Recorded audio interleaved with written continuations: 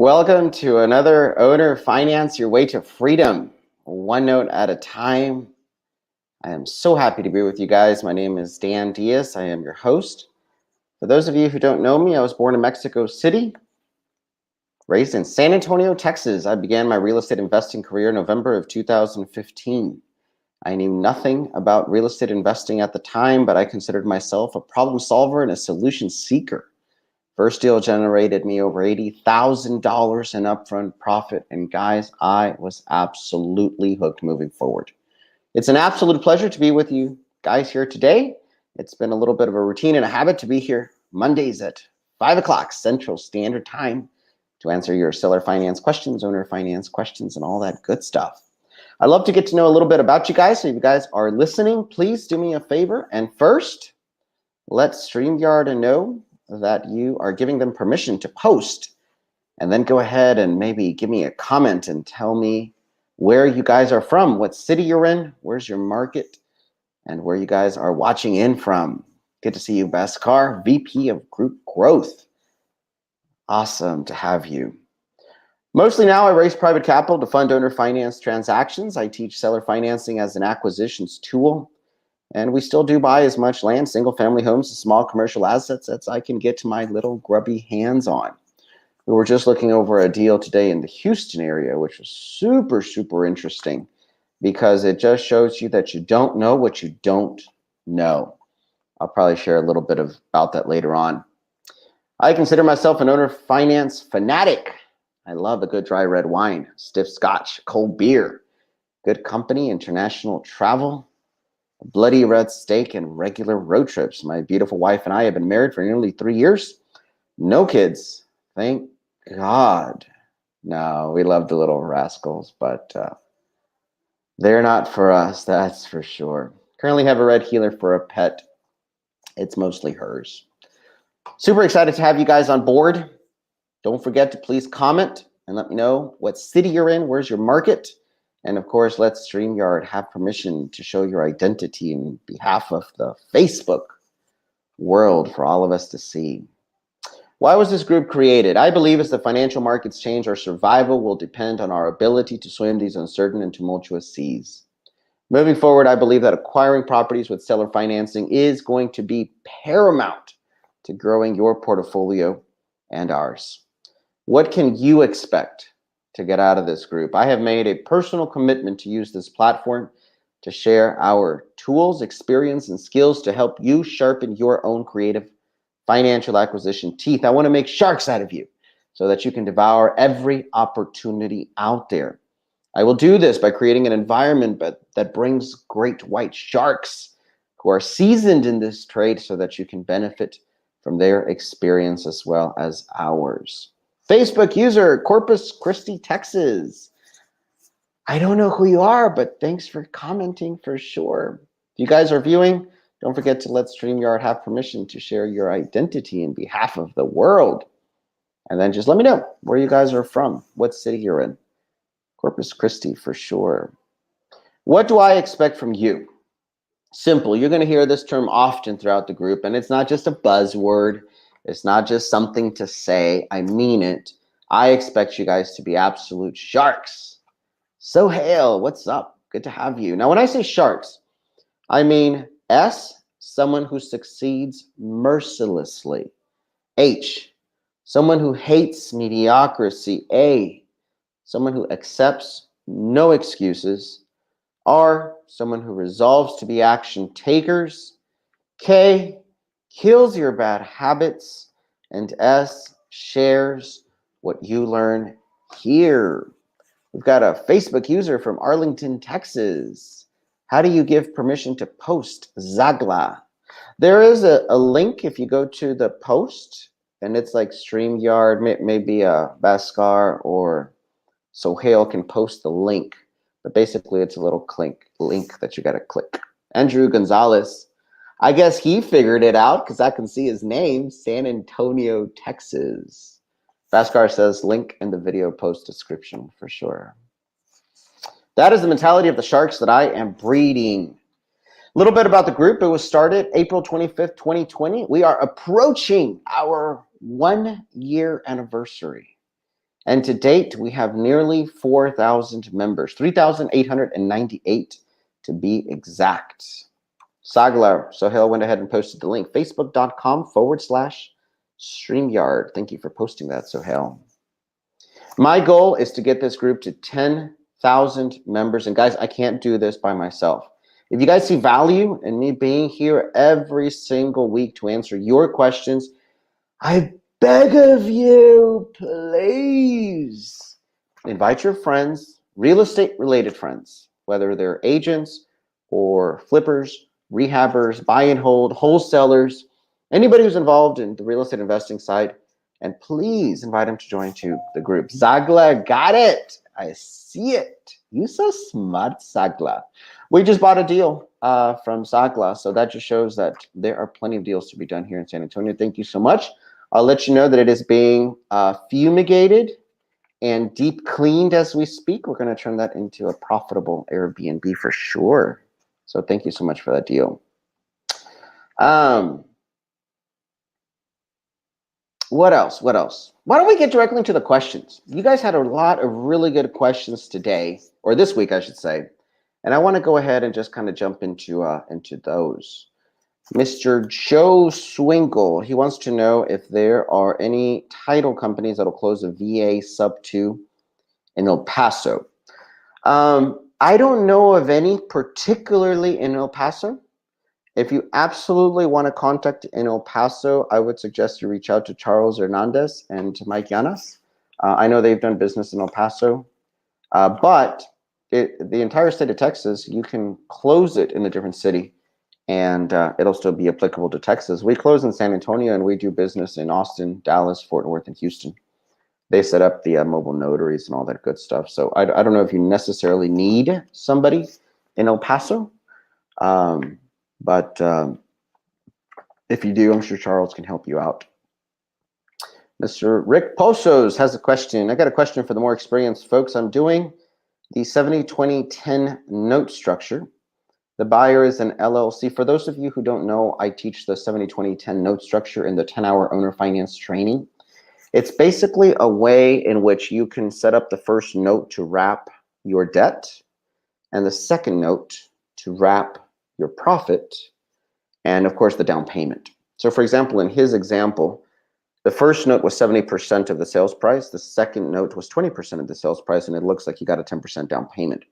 What's nice about this structure is that if you ever need to raise capital to pay off the debt associated with your owner finance transaction, whether it's bank debt, whether you bought it subject to, whether it's private money, whether it's seller financed money, whatever the case might be, it makes the first lien position very marketable, very attractive. It's got a low LTV. With this structure, you might only take a haircut of maybe 2 to 3% off of the entire note. So it allows you to keep your profit. And because you're keeping the second note, your cash flow, it's a nice way to build notes and build cash flow without having to sell off the entire note. A lot of the issues that note creators have is okay, if I borrow $1 million, for example, and I go ahead and create 10 owner finance notes at $100,000 each, well, I'm out of money. So how can I resolve that? Well, if you went ahead and built just wrapping your debt and then wrapping a second note for your profits, you can keep all these little baby notes. You can go ahead and sell the first note, get it back to your first lender, borrow it again, and then go ahead and create a note. So really, it's an infinite loop that you can go ahead and create. I go much deeper into the 10-hour owner finance training. Somebody wants to, just go ahead and hit me up in the DMs, and be happy to connect with you guys. It's not cheap. It's not free. I mean, I think it is cheap. It's not free. So, congratulations to Joe. Jamar, what's up, Dan? Rudy, now you can see me. Yes, now I can see you. I couldn't see you before, for sure. So his question was, I know we kind of went on a sidetrack, but his question was, the buyer is an LLC. I probably still need to get them to do some sort of personal guarantee. Yes, absolutely. Always get a personal guarantee when you're owner financing into an LLC. But I guess it's not an individual who is homesteading, so I don't need an RMLO. Should I still use one? Great question. So In order to abide by Dodd-Frank rules and regulations, along with SAFE Act, they only apply to consumer products. You are selling to an investor, you're owner financing to an investor because you're owner financing to an LLC. It is not going to be their homestead, so Dodd-Frank does not apply. This is not legal advice. I am not an attorney. Seek your own legal advice. However, Dodd-Frank does not apply. That's a consumer protection set of rules and regulations. Now, with that said,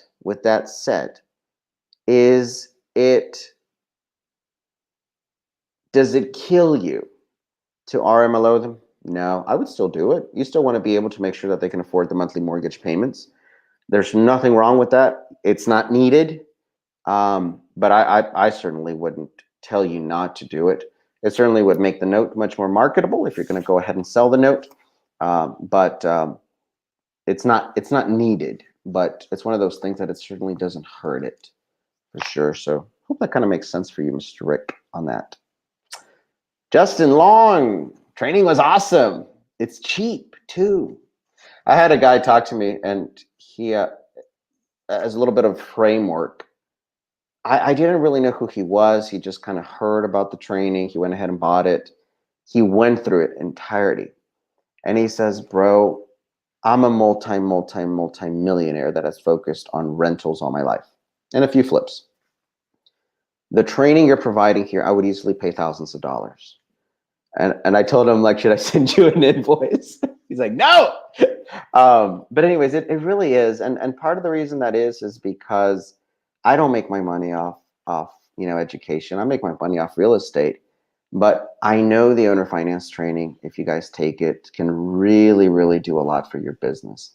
So take advantage. It's not always going to be $300, I promise you, but it'll always be affordable, I think, for sure. Mr. Mike Thomas has a question. Okay, got another question. I went through the first course pretty quickly, and if this was covered, I must have missed it. I don't see how you're marketing to sellers. I'm assuming you're marketing to high equity leads, free and clear leads, but are you cold calling, texting, or direct mailing them? So Bhaskar and I are putting together a much more comprehensive training when it comes to marketing for leads. I did not cover it much in the 10-hour owner finance training, and this is the reason why, Mike. When I did the 10-hour owner finance training, the assumption was that I was talking to individuals who were already generating their own leads. We're somehow already active wholesalers, active rehabbers, active flippers, active buy and hold people. Somehow, some way, somehow, they were already generating their own leads. And all they needed help with, and that's the main purpose of the owner finance training, the 10-hour owner finance training, is to help you digest those leads into seller finance acquisitions and then owner finance disposition. So you are correct. I don't cover it extensively, but that's kind of the reason why. I expect you guys to be making your own lead generation at that point. However, I'm happy to cover it. If you're going to be doing what I call true seller finance transactions, they have to be free and clear or have very high equity. So go ahead and buy lists. Propelio is a great source. Last time I checked San Antonio, there was about 19,000 leads in San Antonio alone. I know they cover Houston, Austin, Dallas, Fort Worth, and other cities in Texas. So buy your list. Melissa Data is a great place that we bought lists. We've also bought lists from Empower Solutions.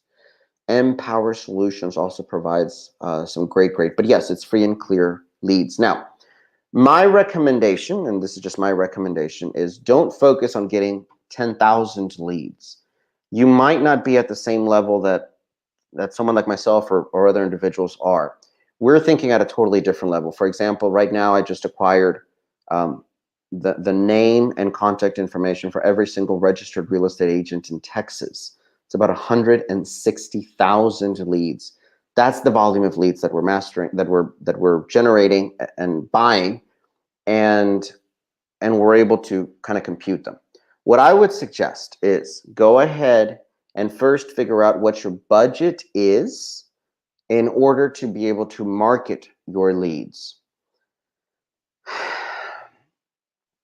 Whenever we acquire a new set of leads, our mindset is that we're going to be marketing them for 2 years. And I would highly suggest that you think in that regards.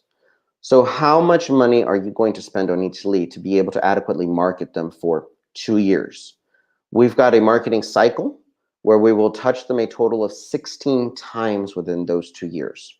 And yes, cold calling will be one of them. Texting will be another. Direct mail will be another. That's kind of down the line, direct mail. But dropping ringless voicemails as well. On average, we've observed that a reasonable, healthy budget is about $20 per lead for a 2-year marketing cycle. Now, what's going to happen is the first touch that you give them, which might be, cold calling or dropping a text or something, you're virtually going to get no results. That's our experience. I mean, if you get results, great, but you're virtually going to get no quality results. The results are really going to come on the 3rd through the 5th touch. The first 8 touches, we try to do them in a very short amount of time so that they kind of remember us once per week. So either I'm dropping a voicemail or we're dropping a text blast or we're doing something along those lines. Now, here's where there's 2 opinions. This is 2 different opinions. I'll tell you what we do, but these are 2 different opinions. There are some of the opinions that say each touch should be unique and different and should not correlate with any other touch. In other words, the leads should think that it's 20 different companies attacking them, so to speak.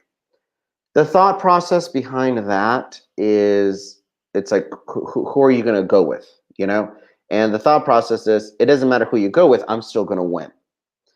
I think there's validity to that. I think that works. I don't have the KPIs on that because I don't do that. What I do is I build relationships with them, and I just let them know that the reason we're reaching out is because we came across their property. We believe it's a property that is no longer benefiting them. It's no longer profiting them. It looked or appeared vacant or abandoned. If the home is no longer benefiting them or profiting them, please give us a call. And then maybe we can see where we can help them out. So it's a relationship building. The second drop that we do, we let them know, hey, this is Dan. I went ahead and called you 2 weeks ago, left you a voicemail message. Haven't heard from you. No problem. I want to reach out because it looks like you still have this property. It looks like it's not benefiting you. It's not profiting you in any way, shape, or form. I'd like to start a conversation about it and see if there's any way we can help you out. I don't tell them I'm buying. I don't tell them I'm an investor. I don't tell them I'm a buyer. I don't tell them that I can close quickly with cash in 7 days. I do none of that crap. I just say, hey, listen, it looks like your property is not really benefiting you much. I'd love to start a conversation to see if we can help you out with it. That's it. And the beautiful part about it is that there's a lot of different ways that they can be helped out. We've lent money so that they can rehab it. We've purchased it on cash if they want to liquidate quickly at a discount. We've offered them terms which allows them to purchase at full fair market value and have guaranteed monthly income for the next 10, 15, 20 years. So there's a lot of opportunity when you simply approach it from, hey, listen, I called you a week ago. I called you 2 weeks ago. I'm really interested in trying to help you out with this property. It's clearly not benefiting you. I mean, it's vacant, it's abandoned. I'd love to get in touch and see what I can do. I do tell them I'm a local real estate expert. I mean, I'm an expert in real estate in the area of San Antonio. So anyways, just kind of keep that in mind. That's my belief. I like to build relationship. I like to tell them, hey, I called you a week ago. I called you 2 weeks ago. I sent you a text message. I sent you a letter. I don't know if you got it, but I haven't heard from you. So I'm going to continue reaching out until I hear from you or until your property is fixed up and it's benefiting you for sure. Got a couple comments from a Facebook user. Yes, the training will help take you to the next level. Loved it. I'd love to know who you are, Mr. Facebook user. I see people ask about scaling their portfolios up, but not being able to find funding. Your training gives away the secrets to overcoming that financial barrier. Absolutely. The biggest bank in the world is not the Federal Reserve. It's the seller's pockets. It's the seller's pockets, for sure. Mr. Mike Thomas has a comment in your course, or I guess a question. You say you don't talk price until you get to the house. How much of a commitment do you get before you go to the house? I have a commitment that we're going to have a conversation. That's it. And the reality is, I don't know how I'm going to be able to help them. I've lent money to people so they can fix up their own homes. I can do that. I went ahead and purchased for cash. I went ahead and purchased on terms. I've given them contacts to local general contractors. I don't know how I'm going to help them, but I don't approach it from, I'm a big bad cash buyer in a Bentley and I want to buy your house. Maybe I don't want to buy their house. Maybe I don't. I mean, that's the truth. So, the only commitment that I have is that we're going to have a conversation. That really is it. Bhaskar version 2.0 of training is coming soon. That's for sure. Lots of leads are coming down to timing. That's 100% sure as well. So when you're ready to mail out or to send your marketing, that doesn't mean that they're ready to receive. So you just got to keep on going. Ariane Tapalia Galet? Is that where you're at? I don't know where that's at. Facebook user, 100% for sure. So, Mr. Mike, I hope that kind of breaks down things for you. When I redo the 10-hour owner finance training, I think I'm going to go a lot more into marketing for sellers as well. So that's free and clear. Free and clear. Second tip, happy to give it out for free. What is the quickest, most effective way for you to get in contact with the seller of a free and clear vacant abandoned property? What is the quickest, most effective, probably cheapest way for you to get in touch with the owner of a property? I'll give you guys my secret. Bandit sign. Bandit sign. On the front door. Not the front door, front yard. And the bandit sign needs to say 4 with a number 4, sale. For sale. For sale. For sale. And then your phone number. Now, if you guys have been following me for a while, that phone number is going to be a livecom.com number. Hope you guys have been paying attention. Not your Google voicemail number, definitely not your personal number. Now, a couple things are going to happen. One, I promise you, there is 8 people around that house. One of them knows how to get in contact with the seller. And the minute you put that sign that says for sale in front of their house, they're going to call him and he's going to call you. And when he calls you, he's going to curse you out and he's going to tell you, why the hell are you trying to sell my house? And you're going to tell him, I am so sorry. First of all, what's the address? What are we talking about? 123 Main Street. Get the address information. Listen, Mr. Seller, I want to let you right now that I have no intention of selling your house. As a matter of fact, if you noticed, the sign never said house for sale. It's a little nasty, but it's the truth. The sign never said house for sale. The sign said for sale, and it had my number. And I'm sorry to tell you this, Mr. Seller, but the reason I did this is because I have found in my experience that this is the quickest, cheapest, most effective way for me to get in contact with the owner. The property is clearly not benefiting you. You're not profiting from the property. I'd love to start a conversation and see how I can help you. I'd love to see you start profiting from that property. That is it. And look, lo and behold, 2 days later, you called me. My experience shows that this works. So before you get all crazy, before you get all defensive, I never tried to sell your house. It does not say house for sale. It says for sale, and there's a phone number. And I knew that this would be the quickest, most effective way for you to get a hold of me. And lo and behold, here you are, calling me. On average, you're going to get calls within 2 to 5 days. Within 2 to 5 days or sooner. So that is the quickest, most effective way to get to skip trace, for sure. I had a student say, well, what if someone like comes you in the middle of you putting the sign on the yard and they're like, hey, what are you doing? I'm like, that could be the best thing that could happen to you. They know who the owner is because no one is going to come and defend the property if they don't have an interest in the property, if they don't know who the owner is. So just let them know, hey, listen, bro, I have found my experiences that this is the quickest, most effective way. And full disclosure, I'm not trying to sell the house. The sign says for sale. It does not say house for sale. It does not say house for lease. I'm not doing anything illegal. I'm not doing anything out of the ordinary. I'm just doing what I know works in order to get the seller, the owner of the home, to get in contact with me. So clearly you have an interest in the property. You probably know how to get a hold of the seller. Here's my number. Have them call me. The reason I want to start a conversation. That's all I want to do. The reason I want to start a conversation is because clearly this property is not benefiting the neighborhood. It's not profiting the owner. I'd like to change that. I don't know what needs to be done in order for that to start, but I'd like to start a conversation. So here's my number. Have them call me. Easiest way to skip trace people.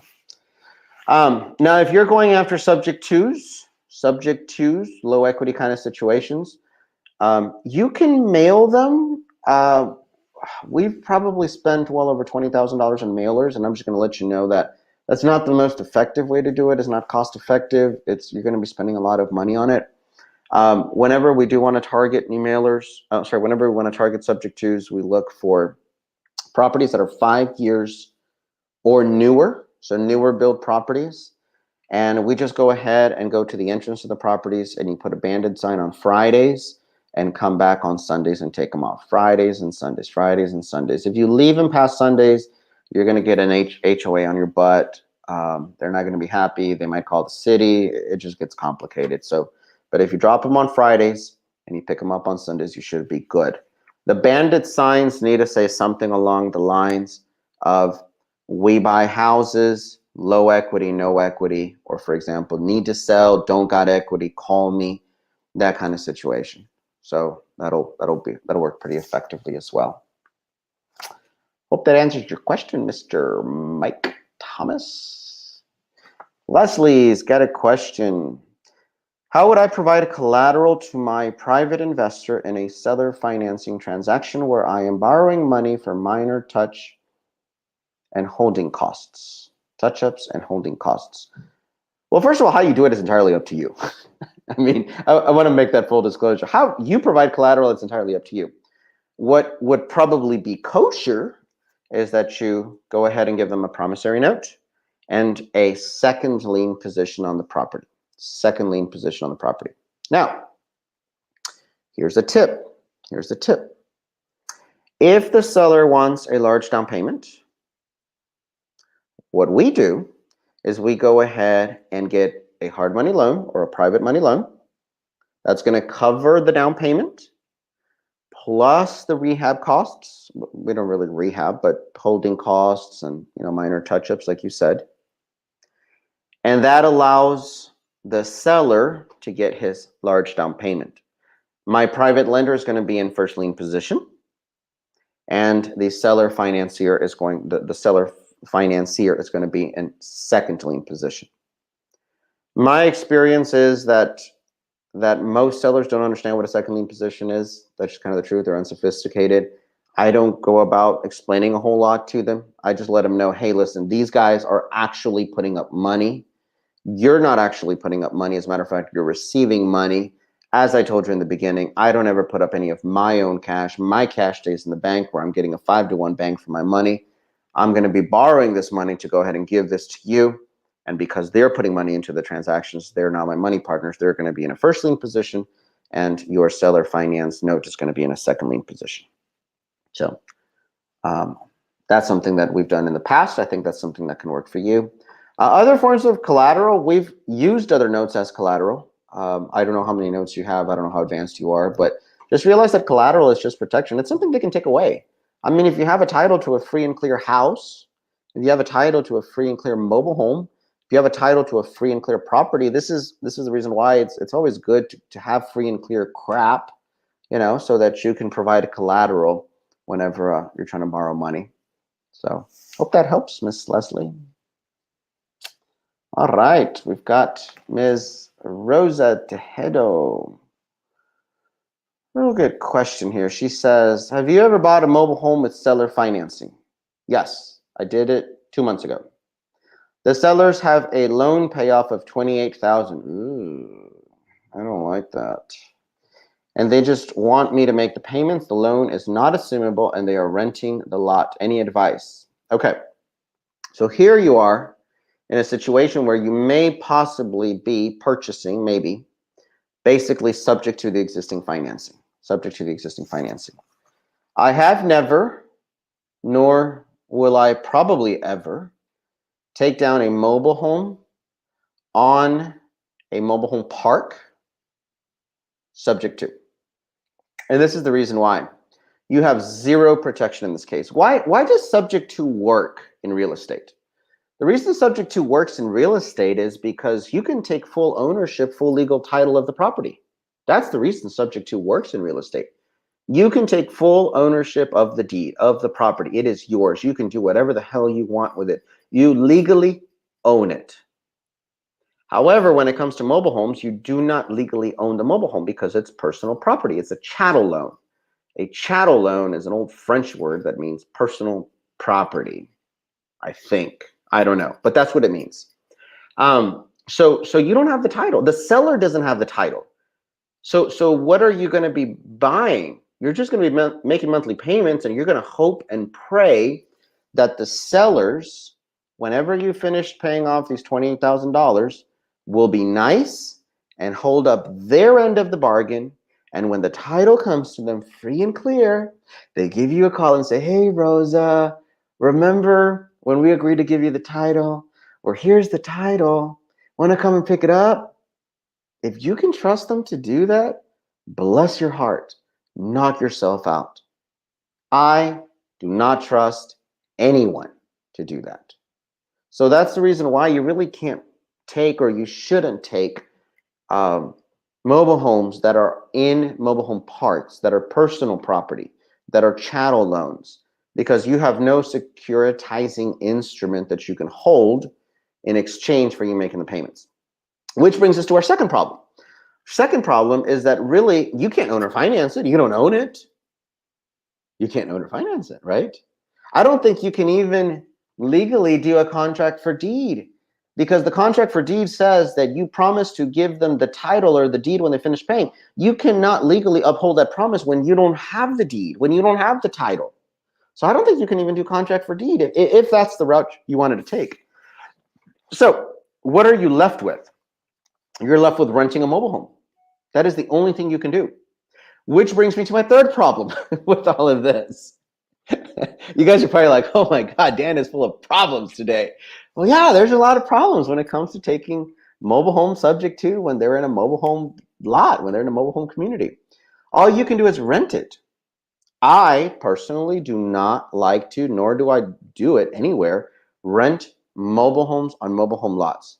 3 basic reasons if you guys want to write them down. As a matter of fact, if you're taking notes, do me a favor and somebody post these in the comments. Not you, Sohail, not you, Beskar, someone else. Not you, Adrienne, either.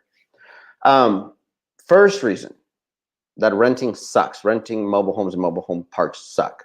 Number one, you are dealing with an asset that has no appreciation. One of the beauties of renting site-built single-family homes is that it tends to appreciate. The appreciation capture. Well, there is 0 appreciation capture in a mobile home. As a matter of fact, instead of appreciation, you're going to be having depreciation, and tons of it. So no appreciation capture. Second reason, you're dealing with very unstable, unsophisticated, challenging tenants on a regular basis. Tenants that do not pay on time, tenants that do not know how to use software, internet, computers many times, tenants that many times don't have bank accounts, tenants that have unstable jobs, very unstable, unsophisticated. So you're going to be chasing your monthly payments for life. You want to do that? Knock yourself out. Number 3, you're dealing with very high maintenance assets. The actual homes require a tremendous amount of maintenance. They break all the time. So from that perspective, it sucks to rent a mobile home in a mobile home community. The exception would be if you got a dirt sheet, maybe. Generally speaking, I guess if you're able to do like 3 times, 3x, maybe it'll work, So if it's like a $30,000 mobile home, if you can rent it for $900, maybe. But I don't like to rent in mobile homes and mobile home communities. Hernandez, what if you have a bill of sale from a mobile home? Well, if you have a bill of sale, that means it's free and clear. That's not subject to. That's not subject to. Subject to is when you don't have a bill of sale, when you don't have title. So you can't really do much. What's going to happen is the original sellers that have the title and the loan, they're going to get the title after 10, 15 years that you finish paying it off. So do you really trust them that they're going to call you? I mean, maybe yes. I wouldn't trust them for sure. Mike, if I understand you correctly, you're mostly mailing, contacting homes on the vacant house list that you get from PropStream or other providers that they get from the post office. So I don't use PropStream, so I'm not 100% sure if that's what you're talking about. But yes, it's buying lists of vacant of free and clear houses. Not necessarily vacant, but free and clear houses for sure. And I'm excited. Let's see what other questions we got here. We've got Anis. Man, this is a long, long question. I love it. It says, my friend's mom passed last year and his sister is on the mortgage for the house and is looking to get rid of it. There is an underlying mortgage and I was telling him about sub 2, but the sister just wants to walk away. She doesn't want anything to do with the house in that way. Can she do a deed in lieu or does it have to be paid off to do a deed in lieu? Location, Illinois. If that helps, what are some options? Comps in the area are 150,000 to 240,000. UPB is about 85,000, currently in forbearance. Taxes are current, but were exempt, but are estimated at 2,000. 3-bedroom, 1 bath, 1,072 square foot, not including full basement. Oh yeah, this is Illinois. They got basements over there. 2-car detached garage, nice neighborhood. This one will need some work. New kitchen, roof, windows, garage may need to be demolished. Sounds to me like a lot of work, not just some work. Would have to evict other non-paying members in the house. So if they don't want to do subject to, then they don't want to do subject to. It's simple as that. At $85,000 with a with comps in the area. So you're saying comps in the area is between 150 and 240. That's too broad. That doesn't make sense. You need to narrow it down. Is it 150 or is it 240? Because 150 is tight, nearly impossible. 240 is very doable. So you need to kind of figure that out. That's the first thing I would figure out. The second thing is you say that it needs some work. I don't think you have a grasp of the work that's needed because you're talking about new kitchen, new roof, new windows, garage needs to be demolished. Like those are your words, not mine. So I have a feeling this is probably a full rehab that needs to be completely gutted. So that's something else that I would want to look at. If they don't want to do subject to, then they don't want to do subject to. The numbers might not work at a purchase price of $85,000 if in fact the comps are only 150. If they're 240, it might work out. But at the end of the day, here's something that I want to share with you. And I had a conversation with a student earlier today, and he was trying to make a deal work, and the numbers were just not working. And I told him, look, bro, part of the problem is that you're spending a lot of time trying to convince the seller to do something. And that is the wrong approach 100% of the time. Our success, our money, our money, our profit is not in convincing anybody to do anything. Our money is in finding people who are looking for you. Sifting, sorting, shifting, moving, looking, seeking, that's it. That's where you should spend 100% of your time, seeking. Mr. Seller, are you looking to sell? Yes, no, maybe so. Yes, you're looking to sell. Are you ready to give it away? No. What do you want for it? You want X? That sounds like it's a retail price. I suggest you go ahead and list it. Move along. Do not be suckered in. The money in this business, guys, is made when you understand the difference, and there is a big difference, between a truly motivated seller and a greedy and possibly impatient seller. A greedy and impatient seller, to the untrained eye, may appear to be motivated. Oh my God, yes, I really want to do this. Oh my God, this house is such a problem. I just need to sell it. I just need to sell it. I need for you to buy it. When are we going to close? I just need this done. So it might sound, and they may act like they're motivated, but if they're not willing to drop their pants, drop the price to a price that is reasonable for you to make money, then they're not motivated. How do you tell the difference between a truly motivated individual and a greedy and impatient individual. A couple different ways. A truly motivated individual, this is going to sound odd, but is not necessarily hyped up. I need to do this. I need to close. I need to happen. I need a price. When you gave me a contract. Oh my God, you need to come see the property now. They're not like that. They simply say, you know what, I got an issue. I got a problem. Yeah, this, we need to do something about it. They tend to be a little bit more calm. They tend to be reasonable. They tend to be approachable. Second thing, they will trust you to give them accurate answers. Now, that doesn't mean they might not have questions about the process, but they will not question you or the process. So there's a difference between having questions and questioning. Here's an example. You ask them, what do you think is a fair price for the home given its current conditions? $200,000. You know that it needs to be somewhere around $150,000.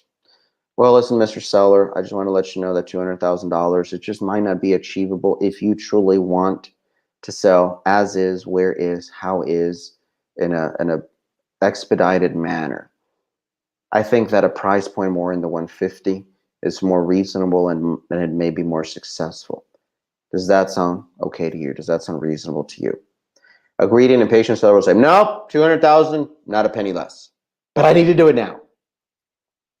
A reasonable person is going to say, well, I mean, I guess if that's what you think it needs to be. They will follow your lead. Now, I test my sellers on a regular basis. Now, what do I mean by testing my sellers?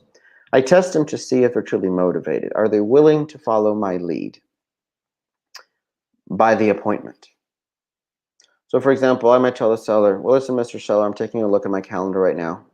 It looks like I can meet on Tuesday at 10 o'clock in the morning or Thursday at 2 o'clock. Which of these two sounds better to you? Now, if he comes back and says, can you come on Friday? Without giving me a rhyme or reason or explanation, I already know. He's not a follower. He's not going to follow my lead. He's going to be causing me issues. I give him a second opportunity. Well, Mr. Seller, like I mentioned, I'm available at Tuesday and Thursday. Let me ask you something. Does Tuesday at 10 o'clock absolutely not work for you? Make him think. No, that doesn't work for me. I'm sorry to hear that. What do you have going on? I ask him, what do you have going on? I mean, can't you just come on Friday? No, it doesn't work that way. It doesn't matter if I'm free on Friday. I'm testing them to see whether or not they're teachable, coachable, trainable, whether or not they're going to be following me, whether they're going to be respecting my direction. If they're not going to be respecting my direction, it's never going to work out. I'm always spinning my wheels. So I test them to see, are you going to be following my lead? Now, on the other hand, if they tell me, they're like, well, unfortunately, I got a doctor's appointment Tuesday at 10, and then at 2 o'clock on Thursday, I got to go pick up the kids. Oh, that's a perfectly reasonable explanation. Then I give them two more options. Well, how about this, Mr. Seller? How about Wednesday about 1 o'clock, or maybe Friday in the evening, if you don't mind a late appointment, like maybe 6 o'clock? What do you think works best for you? Which of these two options works best for you? Oh, I'll take the Friday one. Perfect. Test the seller to see whether or not they are going to be following your lead. Love this, Sammy says. Test. Yes, test. Best car. Love the advice. Seeking, not manipulating. For sure, 100%. 100%. Think about this, guys. How much time are you going to spend convincing a bar of lead that they are gold? How successful are you going to be trying to convince a bar of lead that they are, in fact, gold? You're never going to be able to. And then once you get it under contract, it's going to be overpriced. And then you're going to be convincing people like myself and other cash buyers, oh my God, look at this bar of lead. It's like got so much potential. It's got the potential to be gold and you can make so much money. We're going to be able to see through it. Any cash buyer will be able to tell you exactly, any experienced cash buyers can be able to tell you exactly that it's a bar of lead. It's worth $5. So you're just going to be spinning your wheels. On the other hand, where you are more successful is spending your time finding the gold. Are you gold? No, you're lead. Boom. Are you gold? You look like copper, but no, I can tell you're copper, not gold.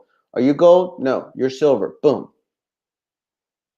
You'll be tremendously more profitable if you spend your mind seeking, searching, finding, looking, sifting, sorting, instead of convincing.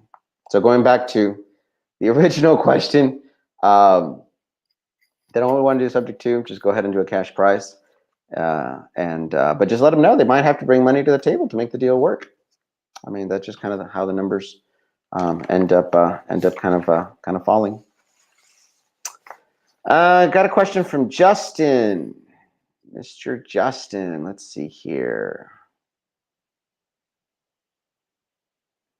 Jamar says, nope, that will not work. Wholesalers are spinning their wheels because of that right now. Yeah, they're spinning their wheels because of it. They're trying to convince the sellers that they can match their prices. They're trying to convince, cash buyers that there's a deal when there isn't a deal. Justin, not so much a question, but pretty excited about him. He says a bird dog sent him a lead last week. Turns out that the lead owns 95 houses. How would you love to find 95 houses? He's interested in selling. I know around half were paid off. I went and looked at 12 of them today, or the other day. He wants $40,000 for each of them. The rent is $600 per month and fully occupied. I'm going to offer him terms for 15 years. $480,000 for 15 years, equal payments. I'm going to look at the interiors Thursday. Depending on how the negotiation goes, I'm going to go more for terms than for a fair amount. I'm going to go more for term offers for a fair amount to add to his portfolio. I will likely wholesale to build up some cash. Good deal. Let us know how it goes. I think there's definitely an option here. 95 houses. Super exciting. I guess if you want to connect with Justin Long, I think, I don't know if he got the contract after all. He posted this a couple of days. So good job. Good job. Derek, I'm selling my second property, owner financing. Good job. Another one of my students. So proud of his growth. Price is $209,000, and I have a buyer wanting to put $50,000 on a 15-year loan versus a 30-year, and asking what discount I'd offer him on the interest rate for the shorter term. I originally told him 9% for the 30 years. I know that conventional mortgages offer a discount on the rate for shorter terms. Any guidance on how you do this deal for an owner finance deal? So if you want to offer a discount, I mean, that's fine. I wouldn't do it because at the end of the day, it's rates. It's percentages. His payment is going to drop when he puts, $50,000 down. So his payment is going to drop. If he's concerned about payment, then he shouldn't do a 15-year loan. He should do a 30-year loan. But I mean, at the end of the day, it's kind of up to you. You just do the math, 1/4%, 0.5%, 0.75%. It's kind of up to you. I personally don't discount if they provide a larger down payment.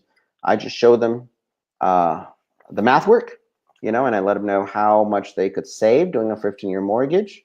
And I let them know that, even though they're shortening me the opportunity to make money in half, I'm not going to increase the interest rate. I'm going to leave it as is.